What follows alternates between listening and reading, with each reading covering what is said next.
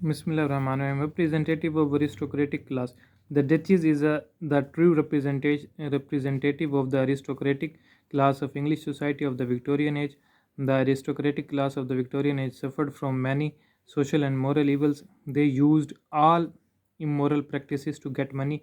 She stole the pearls of her husband and sold it to the jeweler. She exploited the love of the jeweler for her daughter and extorted money from him. She gambled and led a life of debauchery, vain and showy. The Duchess is a showy and a vain woman, although she is not young and attractive, yet she is dressed in brilliant clothes. She scent her body. She wears bright and colorful dress to look dignified and attractive. She is highly fashionable when she comes to the jeweler's shop. She is well dressed. She has fully scented her clothes. Very clever. She is a very clever and intelligent lady. She uses her intelligence for the fulfillment of wrong deeds. She steals the jewels of her husband and sells them to the jeweler to fulfill her needs. She gambles. She deceives the jeweler twice. She knows that the jeweler is in love with her daughter Diana. She exploits in his weakness and sells false pearls for £20,000. She uses many clever tricks to entangle him. The jeweler is greatly impressed by her informal behavior. He becomes ready to pay him £20,000 for the false jewels. We can say that she represents the wicked and morally corrupt woman of her class. Urdu तर्जुमा नवाब बेगम मलका Victoria के ज़माने की अमीराना class की सही नुमाइंदा ख़तून है। मलका विक्टोरिया के ज़माने के अमीर लोग माशरती और अखलाकी बुराइयों का शिकार थे। वो रुपया बनाने के लिए हर किस्म की अखलाकी गिरावट का शिकार थे।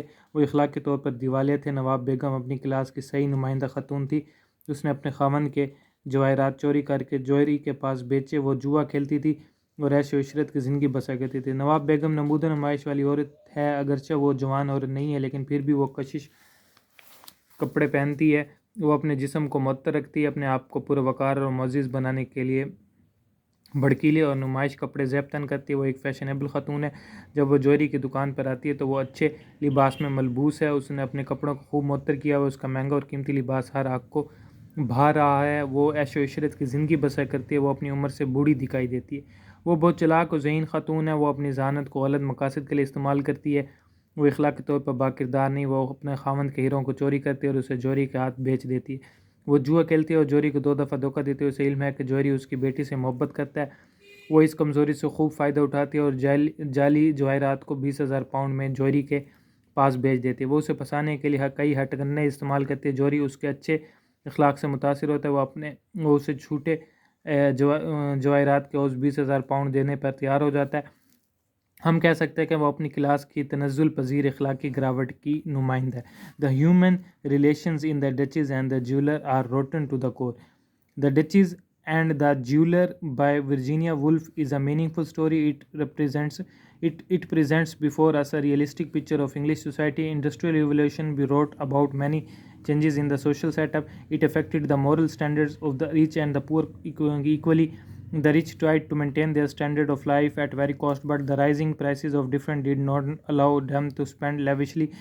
They become swindlers and cheaters. The Duchess is the true representation of this morally bankrupt class of society. The Duchess is a liar and a cheat. She is given a gambling and debauchery. She steals the assets of their husband and sells them in the market to get money for her evil habits. She has little regard for moral values. She sinks so low morally that she sells false pearls to the jewelers and assures him that they are real. She also flirts with him to influence his mind and make him sign the check.